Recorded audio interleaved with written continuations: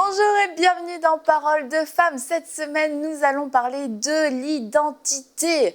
Et je crois que c'est un sujet qui est ultra important parce que les femmes sont beaucoup attaquées dans leur identité. Mais qui suis-je et qui suis-je mais profondément quelle est la femme que je suis appelée à être? Et il y a beaucoup de mensonges autour de l'identité de la femme. Et cette semaine, nous allons, je crois, détruire les mensonges. C'est pas nous, le Saint-Esprit va faire son œuvre, mais vous allez ressortir de cette semaine une femme assurée de son identité. Peut-être que votre entourage ne vous reconnaîtra pas, mais votre entourage va faire connaissance avec la vraie vous, n'est-ce pas? Donc, peu importe votre âge, c'est votre semaine pour découvrir et accepter votre identité. Et si tu es jeune, eh ben, gloire à Dieu parce que tu ne perdras pas de temps, tu ne perdras pas des années à chercher qui tu es et à avoir des doutes sur ton identité. Alors aujourd'hui, on commence avec les étiquettes. Mesdames, nous allons aujourd'hui enlever, arracher ces étiquettes qui quelquefois nous collent à la peau et nous définissent alors que ce ne sont que des étiquettes.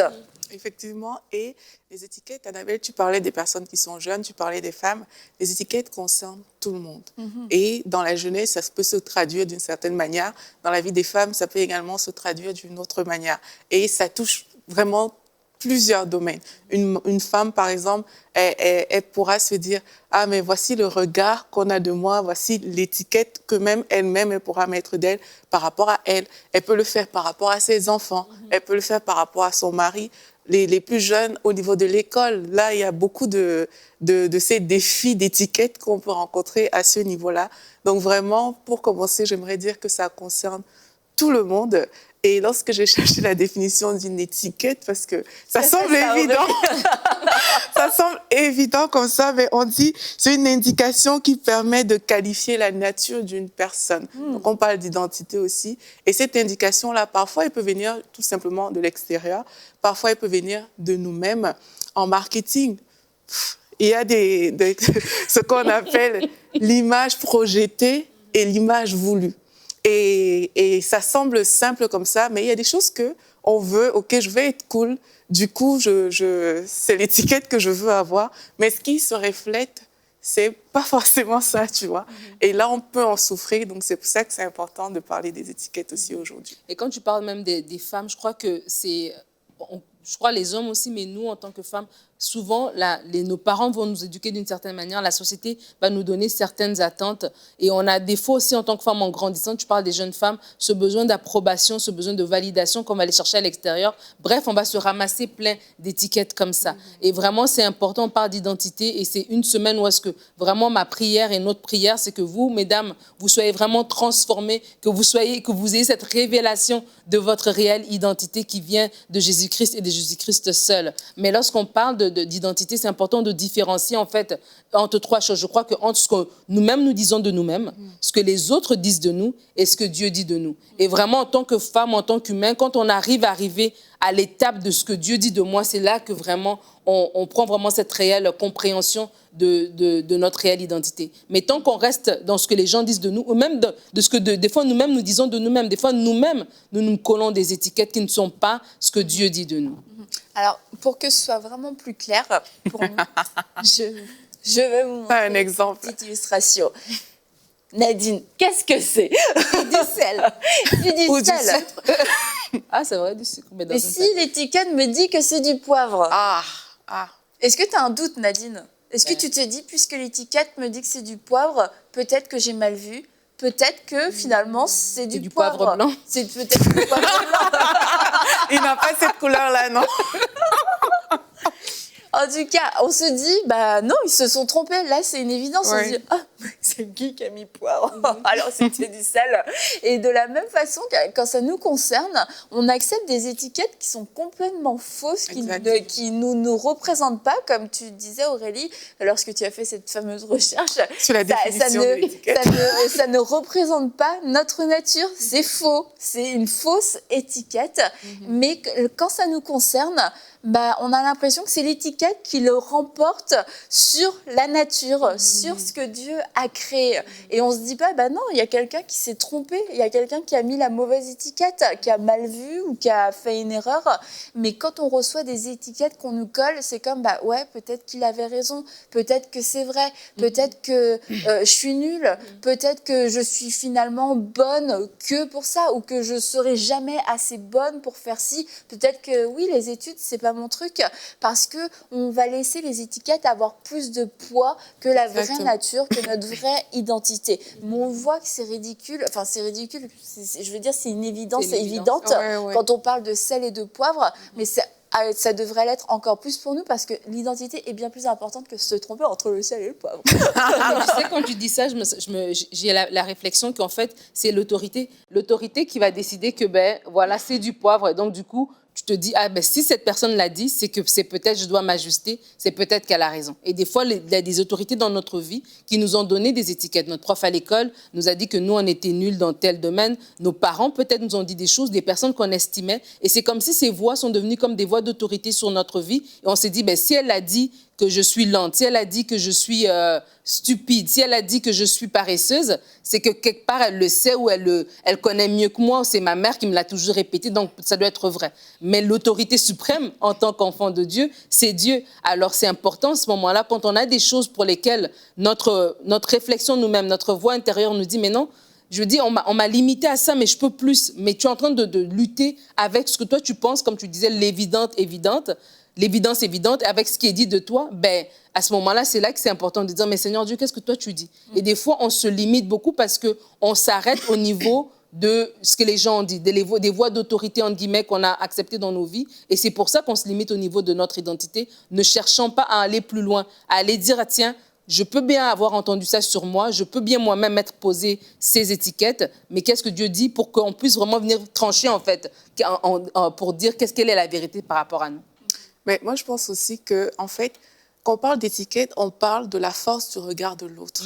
Et ce regard est parfois tellement fort face à nous-mêmes qu'on peut justement vite se retrouver en train d'accepter les étiquettes qui ont été placées sur notre vie. Et quand on parle des choses, par exemple, négatives, ça, on peut le remarquer facilement, on se sent plus interpellé. Mais quand on te fait 50 compliments, là, tu n'es pas interpellé. Mais il suffit d'une chose dans les 50 compliments. Et c'est ça qui retient l'attention, au point parfois de créer le doute dans l'esprit des gens. Donc, on parle d'étiquette, on parle aussi de la force du regard d'autrui sur moi. Et cette force du regard, vu que parfois on n'a pas, nous-mêmes on est incertain, on n'a pas une certaine assurance à l'intérieur de nous, mais là, on se retrouve en train de douter, on se retrouve en train d'accepter ces étiquettes-là. Mais une des questions qui se pose par rapport à ça aussi, c'est est-ce que la force, le poids qu'une parole négative peut avoir à mes yeux, comment est-ce que je peux faire pour donner un poids à la parole de Dieu qui est supérieur au poids que ces paroles négatives peuvent avoir, pour donner un poids au compliment de Dieu envers moi, à la pensée de Dieu envers moi. Et quand on va juste réussir à se dire, OK, c'est une question de poids, tu as parlé d'autorité, quand on va réussir à se dire ça, on va dire, OK, voici les choses qui sont dites de moi. Et ça peut être bon, hein, ça peut être des bonnes choses, mais vraiment chercher aussi la pensée de Dieu par rapport à ces choses, je pense que ça va faire une bonne différence et on pourra comme ça dire, OK, je choisis d'accepter la pensée de Dieu plutôt que d'accepter celle des hommes. C'est tellement fort ce que je suis en train de dire. Quand je préparais le sujet, il y a ce verset dans Matthieu 16, mais je vais le lire, tiens. C'est Jésus ça dit, Jésus étant arrivé dans le territoire de Césarée de Philippe, demanda à ses disciples, qui dit-on que je suis le Fils de l'homme? Qui dit-on que je suis moi le Fils de l'homme? Ils répondirent, les uns disent que tu es Jean-Baptiste, les autres Élie, les autres Jérémie ou l'un des prophètes. Et vous, leur dit-il, qui dites-vous que je suis? Simon-Pierre répondit, tu es le Christ, le Fils du Dieu vivant. Jésus, reprenant la parole, lui dit, tu es heureux, Simon, fils de Jonas, car ce ne sont pas la chair et le sang qui t'ont révélé cela, mais c'est mon Père qui est dans le ciel. Et il y a d'autres versions qui disent que ce ne sont pas les pensées humaines qui te l'ont révélé. Et je crois qu'alors que tu parles de ça, c'est important en fait pour nous d'avoir la révélation de qu'est-ce que Dieu dit que nous soyons. Sur le coup, Pierre avait eu la révélation de qui était vraiment Jésus. C'est Dieu qui lui a révélé. Et de la même manière aussi, Dieu peut nous révéler qui nous sommes vraiment, au-delà de ce qui a été dit, et au-delà même de nos propres pensées. On a dit, c'est pas les pensées humaines. Des fois, les pensées humaines vont dire, tu es gentil, comme tu dis des compliments, tu es gentil, tu es généreuse, ça s'arrête ici. Mais qu'est-ce que Dieu dit que je suis réellement? Et ça, des fois, c'est une révélation. C'est pour ça que tu vas voir des gens que toi, de ton œil, tu peux dire, mais cette personne n'a rien, nanana. Mais la personne a une assurance. Pourquoi? Parce que elle, cette personne-là, elle a su aller vers Dieu et avoir la révélation de qui elle est. Et cette révélation qu'elle a eue lui fait dire que, tu sais quoi, même si les gens peuvent dire que tu es pauvre, même si les gens peuvent dire que tu n'as rien, ta valeur n'est pas comprise ou n'est pas contenue dans ton environnement, n'est pas contenue dans telle habilité. Il y a plus en toi, en fait. Et c'est ça, en fait, qui est important. Donc, je crois que pour chacun de nous, comme Simon, Pierre a eu la révélation de qui Christ était, pour chacun de nous, nous devons demander vraiment au Seigneur de nous révéler qui nous sommes selon ses yeux, comment lui nous voit, au-delà de ce que nous pourrons évaluer sur nous-mêmes, au-delà de ce que les autres pourront évaluer sur nous-mêmes, comment Dieu nous voit. Et ça fait toute la différence. Et je pense aussi aux gens qui ont vraiment subi. C'est pas parce qu'ils ont cherché l'approbation. C'est vraiment dès qu'ils sont nés, on a commencé à leur coller des étiquettes. On a commencé à les limiter, à leur dire toi, t'es une idiote. Toi, tu réussiras jamais. Toi, t'es moche. Toi, t'es pas intelligente. Toi, t'es ceci. Toi, t'es cela. T'es une fille facile. Il y a personne qui voudra se marier avec toi. Et c'est des personnes, au final, on les a recouvertes d'étiquettes et on sait même plus. Et la personne elle-même ne sait plus. Elle sait plus c'est quoi sa vraie nature. Et quand les autres la voient, on ne voit plus rien non plus parce que tout est recouvert par ces étiquettes. Et du coup, on ne sait pas. Mais quelle est mon identité? Parce que quand je me regarde dans le miroir, tout ce que je vois, ce sont toutes ces étiquettes qu'on m'a collées. Mais maintenant, vous me parlez d'identité, vous parlez de vraie nature. J'en sais rien parce qu'en fait, je ne l'ai jamais vu de toute ma vie. Je n'ai pas un souvenir où je me dis, tiens, là, je me rappelle, ça c'était vraiment moi. J'ai toujours été définie par ces mots, par ces étiquettes. Et oui, ça me rend malheureuse, oui, ça me limite, mais je ne sais pas qui je suis. Et en fait, c'est l'œuvre du Saint-Esprit et on va prier pour vous parce que je crois que le Saint-Esprit va venir enlever ces étiquettes pour que vous-même, vous puissiez vous découvrir, que vous-même, vous puissiez voir dans ce miroir qui vous êtes réellement. Et on va prier maintenant pour vous. Alors juste, vous pouvez vous attendre à ce que le Saint-Esprit puisse faire cette œuvre-là et que ces étiquettes soient ôtées. Et puis vous savez, quand il y a des choses qui collent quelquefois à la peau, quand on les enlève, les pansements, ça peut faire mal. Ça fait mal, ça fait... Mais c'est une bonne chose. Et ces choses doivent s'enlever, même si ça vous est familier, vous avez l'impression que c'est comme une mise à nu. En fait, c'est pas une mise à nu humiliante, c'est une révélation. On enlève tout ce qui n'est juste pas de vous. Alors, on va prier ensemble. Saint-Esprit, je prie que tu viennes maintenant visiter ces femmes qui ont été recouvertes d'étiquettes, que tu puisses enlever ces étiquettes, tout comme tu as dit que l'acte qui les condamnait a été annulé à la croix. Ces étiquettes sont aussi effacées, ces étiquettes sont enlevées. C'est toi qui les décolles, c'est toi qui les décolles maintenant par ton action. Ces étiquettes d'idiote, de fille facile, de moche, de grosse, de pas intelligente, de celle qui ne réussira pas, de celle qui est maudite, celle qui n'était pas voulue, celle qui est le fruit d'une erreur. Toutes ces étiquettes sont ôtées une par une. Merci Saint-Esprit parce que c'est ton œuvre et tu le fais dans l'amour, tu le fais aussi dans la vérité et aussi dans la douceur. Tu viens ôter ces étiquettes de mensonges. Ces étiquettes ne reviendront plus jamais. Elles ont été effacées. Elles sont réduites à néant. Elles sont dépouillées de toute leur puissance. Maintenant, je le déclare dans le nom de Jésus-Christ.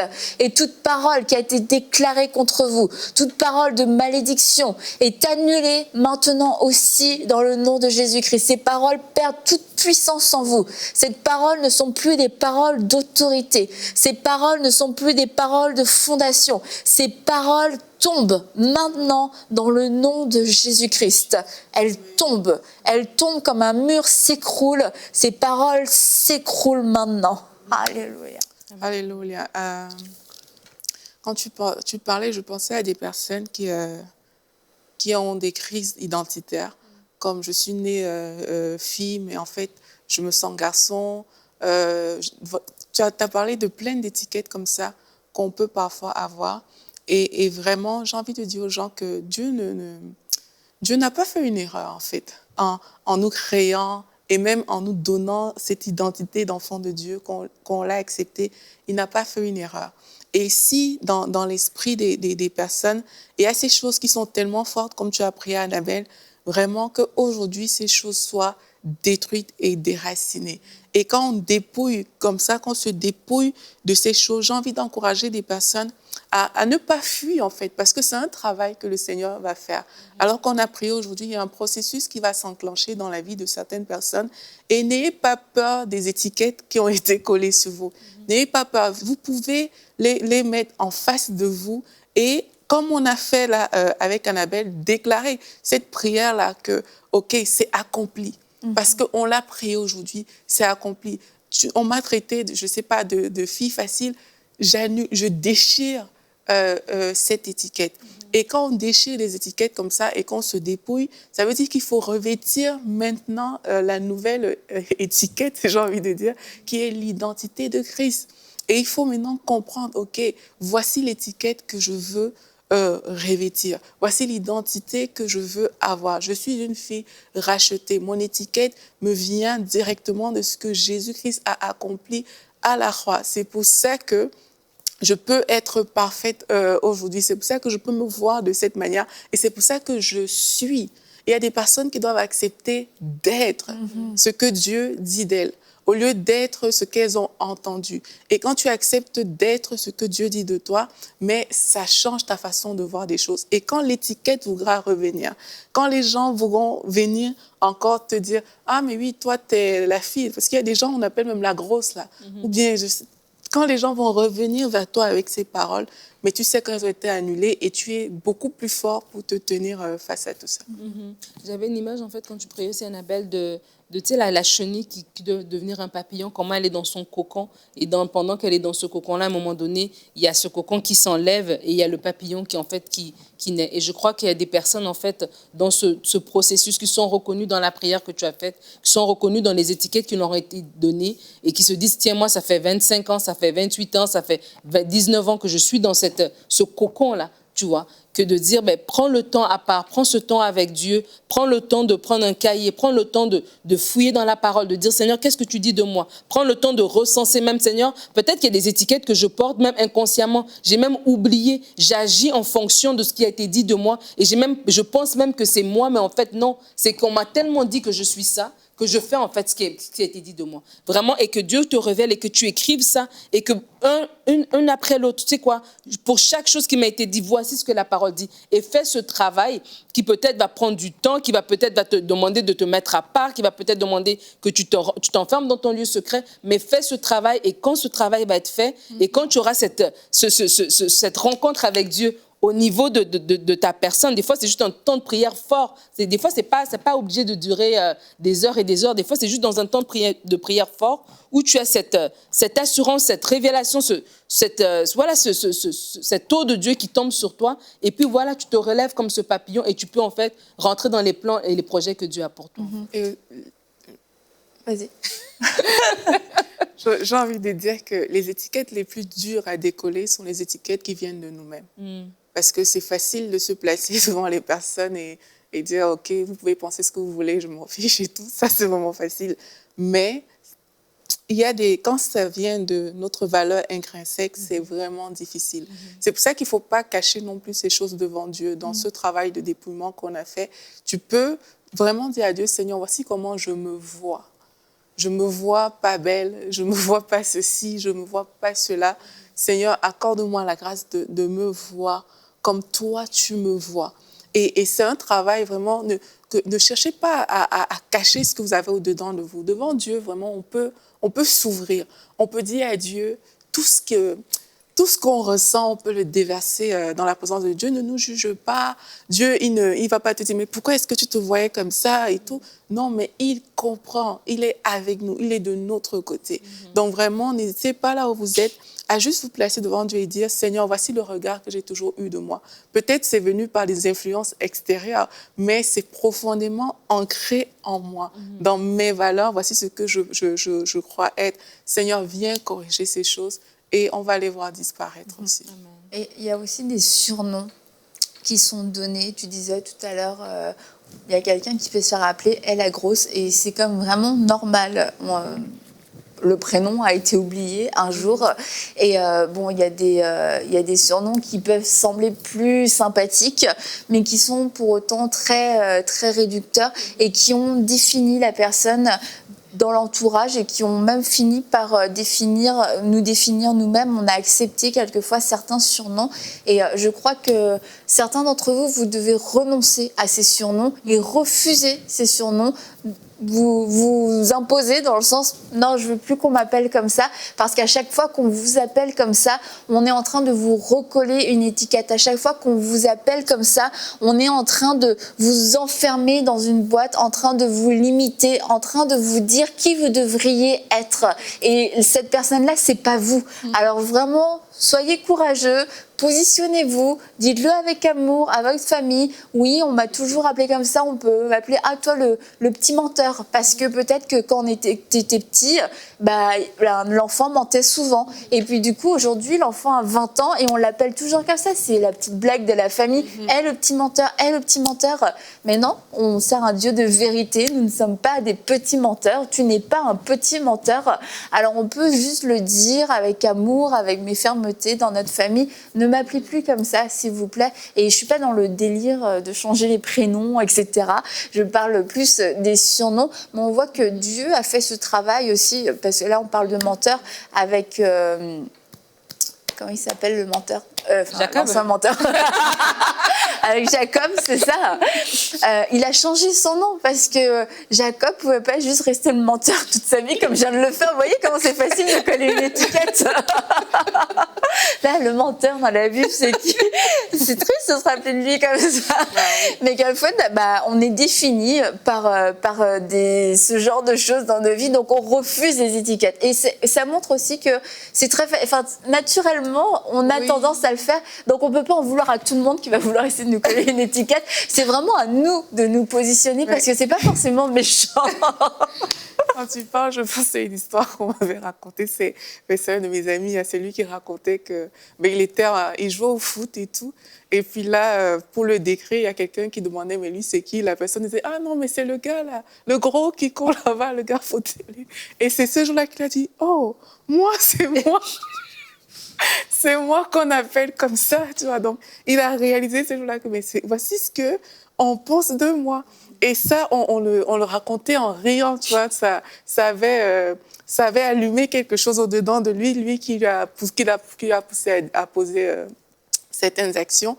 Et quelquefois, il y a des choses vraiment négatives, comme tu dis, tu vois, on t'appelle le voleur, le petit bandit, etc. Il y a des choses vraiment négatives. Mais il y a aussi des étiquettes positives qui sont associées à notre vie et on veut les rejeter parce que justement, on les utilise de façon ridicule. Tu vois, quand t'es enfant, on t'appelle papa pasteur parce que tu pries. On t'appelle, je sais pas. Il y a des étiquettes comme ça, en fait, qu'on nous associe à cause de notre statut de chrétien. Mais vu qu'on est à l'école, vu qu'on est dans certains milieux, on en a honte, en fait. Mais j'aimerais aussi encourager les personnes à assumer des étiquettes qui viennent de Dieu. De la même manière qu'on doit rejeter les étiquettes... Celles qui reflètent vraiment la pensée de Dieu, en fait. C'est ça, la pensée de Dieu. De la même manière que tu dois rejeter certaines choses qui ne sont pas bonnes, tout simplement. Il y a aussi des choses qu'il faut comme assumer dans le sens de se dire ah oui, toi, le chrétien, machin et tout. Ben oui, je suis chrétienne, tout simplement, sans que ça ne crée... sans avoir peur, en fait. Et honte. Et quand tu parlais de Jacob, ça m'a fait rappeler l'histoire de son fils Benjamin. Et comment sa mère, Rachel, l'avait appelé Benoni, parce qu'elle était en train de mourir quand elle donnait naissance. Et c'est aussi quand on parle d'étiquette, on est aussi en train de parler à des femmes. La plupart des femmes sont des mamans. Et de vraiment sensibiliser aussi les parents sur l'importance de ne pas étiqueter nos enfants. Parce qu'on fait une série sur voilà, découvrir son identité, etc. Mais nous, en tant que maman, on a vraiment cette possibilité, cette grâce d'avoir des enfants dans nos mains. Donc, on a le privilège, dès la naissance, dès le bas âge déjà, instaurer les valeurs de Dieu, la pensée de Dieu par rapport à nos enfants. Et c'est important que nous-mêmes aussi, nous faisons attention de ne pas étiqueter nos enfants. Des fois, c'est juste parce que l'enfant est tellement compliqué. Et puis voilà, des fois, on donne des noms, comme Rachel l'a fait. Mais des fois aussi parce que dans tes enfants, tu vas en avoir un qui est hyper turbulent. Et puis, c'est ça, tu l'as étiqueté, le turbulent. Tu l'as étiqueté celui qui va, il va être celui qui va être le mot de tête. Et puis, tu en as un autre qui est le sage. Mais c'est important aussi des fois parce que même quand l'enfant grandit, des fois, lui-même, il est conscient qu'il est turbulent. Il est conscient qu'il a des difficultés scolaires. Et lui-même peut des fois même vouloir porter cette étiquette-là, qui est peut-être déjà accentuée aussi par l'école, par les profs qui trouvent qu'il est difficile, etc. Alors, c'est important que nous, en tant que parents, on puisse faire l'effet inverse du balancier pour dire oui, en ce moment, peut-être tu es en train de grandir, tu as beaucoup d'énergie, on va trouver du sport que tu peux faire pour dépenser ton énergie. Peut-être qu'à l'école, tu vois là, les profs, ils ont de la difficulté avec toi, tu as des difficultés d'apprentissage, mais c'est pas parce que tu as des difficultés d'apprentissage que tu es stupide. C'est pas parce que tu as des difficultés scolaire que tu n'as pas d'avenir. C'est pas parce que tu as beaucoup d'énergie que tu es de trop, que tu déranges. Et c'est important que nous, en tant que maman, en tant que parents, on a parlé des voies d'autorité dans la vie qui peuvent vraiment être des étiquettes à long terme, qu'en tant que parents, nous faisions le travail de Dieu dans la vie de nos enfants pour ne pas les étiqueter comme le moment présent peut nous imposer une étiquette pour leur donner, mais de vraiment parler la vie, de parler ce que Dieu a pour eux et de vraiment les aider là-dedans parce que ça part de l'enfant. C'est un enfant qui a été valorisé selon ce que Dieu dit de lui. Ça fait toute la différence après. Et d'ailleurs, quand tu parles de Benjamin, Benoni, que sa mère l'avait nommé fils de la douleur parce qu'elle était en train de mourir et elle souffrait. Et voilà, c'est le fils de la douleur. Vous rappellerez tous que c'est lui qui a tué sa mère et qu'elle est morte dans d'horribles souffrances et que voilà le contexte de sa naissance. Et que tout le monde s'en rappelle, ce sera comme un rappel de la douleur, un rappel de la mort, un rappel de la perte. Et son père a dit non, il va s'appeler Benjamin, fils de la félicité. Et je trouve que cet homme a été tellement inspiré parce qu'il a choisi de donner un nom qui allait donner un avenir à son fils plutôt que de l'enfermer dans le passé, un passé pour lequel il n'était pas responsable, mais qu'on se souvienne de génération en génération, c'est le fils qui a tué sa mère. Non, son père a dit non, ce sera le fils de la félicité, ce sera le fils du bonheur. Et je trouve que c'est vraiment le rôle qu'on a à jouer en tant que parents, même lorsqu'il y a eu des naissances quelquefois difficiles, des naissances qui n'étaient pas forcément prévues comme on l'avait prévu, mais on a cette responsabilité de pouvoir nommer un enfant et le nommer au-delà d'un prénom, le nommer aussi en déclarant des paroles de vie sur lui. Ouais, et puis il faut aller en profondeur. Moi, je connais des personnes qui ont changé leur nom, justement parce que elles estimaient que ce n'était pas assez bonne. Mais j'ai envie de dire, le changement est plus profond que juste un changement de nom. Et j'encourage les personnes à prendre le temps vraiment que ça doit prendre avec Dieu pour enlever toutes ces étiquettes et à ne pas retourner à ce qu'elles ont vomi. Il y a des étiquettes qu'elles ont lâchées aujourd'hui. Ne surtout pas retourner à ça. Quand l'étiquette voudra se présenter, ce sera de dire non merci, on ne se connaît plus. Donc, rappelez-vous, ceci est du sel. L'étiquette dit que c'est du poivre. Est-ce que c'est le sel qui a tort? Est-ce que c'est le sel qui a tort d'être du sel parce qu'on lui a mis une étiquette de poivre? Non, parce que l'étiquette ne peut pas définir l'identité. L'étiquette doit s'aligner à l'identité, doit s'aligner à la nature et non pas l'inverse. Et de toute manière, ce ne sera pas vraiment possible que le sel se transforme en poivre juste pour faire plaisir à l'étiquette. Et ça reste juste une erreur. Et maintenant, si quelqu'un me dit non, puisque c'est l'étiquette qui le dit, je décide que c'est du poivre, je dirais, tant pis pour toi, tu verras le résultat. Donc, acceptons la personne que Dieu nous appelle à être. Et vraiment, je crois que pour certaines, c'est le début d'une grande aventure. C'est le début d'un chemin aussi avec le Saint-Esprit pour découvrir cette femme extraordinaire qui a été cachée, qui a été ensevelie, qui a été diminuée et étouffée. Mais cette femme aujourd'hui a comme est comme revenu à la vie et c'est comme un jour de résurrection. Il n'y aura plus de mort, nous le déclarons et nous croyons que cette semaine, le Saint-Esprit va continuer de vous parler et on se dit à demain dans Parole de Femme.